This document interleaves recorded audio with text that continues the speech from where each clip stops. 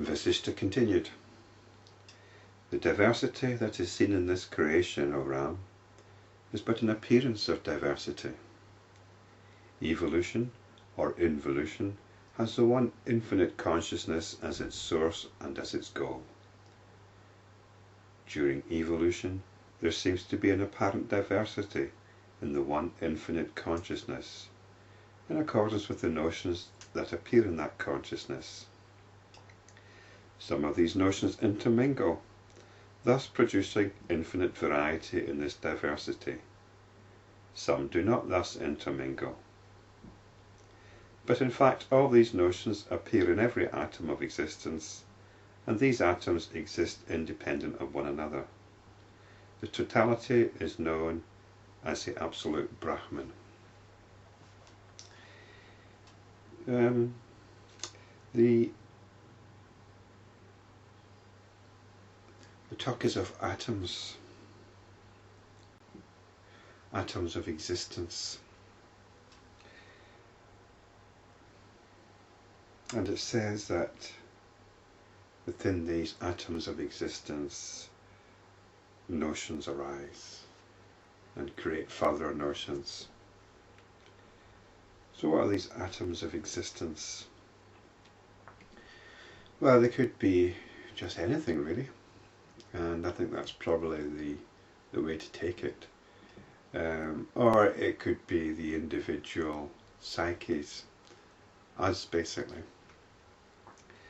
And it says they exist independent of one another. And this talk of independence is a little bit shocking. But that, I suppose that's the apparent reality, isn't it? So I'm independent from you, we're all independent from each other. And it says finally that the totality is known as the absolute Brahman, as if you could add them all up together. But I don't think it's like that. It's like if we have two pots. Imagine this is a pot and I've got a pot here. They both, within each pot, they enclose space, and different things can be put into the pot, different things can be mixed up within the pot, different combinations can create new combinations. But is the space, if we just look at the two pots, is the space, I said the space is different, but it's the one space, isn't it? I can move the space around. But is space being moved from here to here? Or is it being moved from here to here? The space within the pot seems to be changing, and we can put different things in each pot. But it's all the same space. And I think the idea here is that it's the same with consciousness. We're like pots of consciousness moving around, apparently individual, being filled with notions, creating new notions, and so on. But it's all the one consciousness. It's not, the space in this pot is not somehow separate from that pot. It's all just space, isn't it? And nothing's happening to it. So I think atoms of existence, we can say pots of existence. Each individual sees only those objects which are rooted in his own mind. When the ideas in the mind do not bear fruits, there is a change in the mind. There follows a succession of births to suit these psychological changes. It is this psychological connection that creates the conviction in the reality of birth and death, and in the reality of the body. When this conviction is given up, there is a cessation of embodiment. This is in reference to the experiences of Sukra, who went into his fantasy and experienced lots of lives.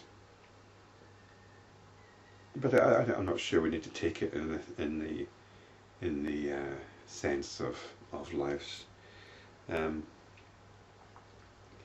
The Buddha, when he got enlightened, actually expressed his enlightenment in terms of certain knowledges. And these knowledges were knowledge of his past lives and knowledge of the lives of others. But there's a book here which goes into this in some detail. It's called The Twilight Language by Bucknell and Stuart-Fox, and they explore this knowledge of the Buddha, and they understand it in meditative or psychological terms about the thought stream, in terms of the thought stream. And this is what Sukra got involved in. He got involved in his thought stream.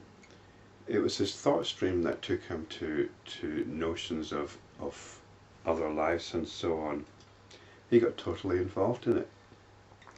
And it's getting an understanding and an awareness of that thought stream, which by doing so you in effect transcend the thought stream. And this was the nature of the Buddha's enlightenment. So this succession of births is a succession of psychological changes, really.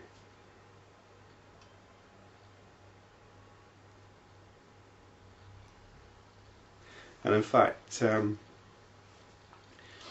image of an onion comes to mind.